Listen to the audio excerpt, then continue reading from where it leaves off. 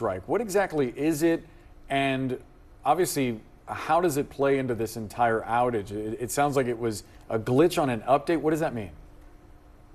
Right. So CrowdStrike is a cybersecurity firm that really serves the globe. It has thousands of customers.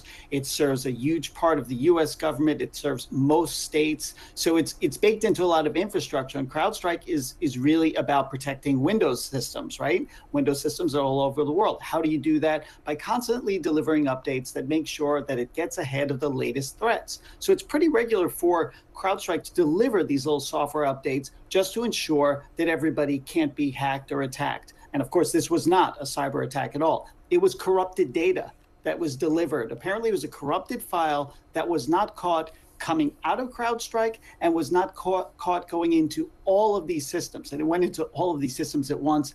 And then, of course, the systems, Windows in particular, crashed. We got the blue screen of death. We got a lot of systems that rely on Windows in that back end that went down. Xbox Live, WhatsApp, all of these different systems were unavailable. And of course, it affected systems like 911 in Alaska and flight systems and screens that you would just look at to get information. So all of that kind of went kaput because Windows went kaput, but really because CrowdStrike delivered a bad file.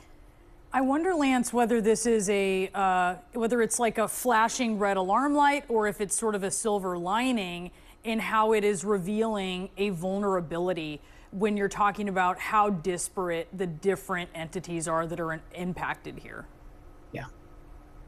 Yeah, and there's been some talk over the last few hours about diversity of software because CrowdStrike serves so many. And the way, business and IT and infrastructure and enterprise works is that they tend to look at, well, who are my partners using? Maybe I'll use the same thing. So they all use the same thing. And one funny thing that happened along the way here is that a different security firm, Kaspersky's like, this wouldn't have happened if you used us, but it's kind of ridiculous. I mean, this is what people are using. I think the big alarm here is that when you have so many people using one system and they make one small mistake, it can have such a big ripple effect.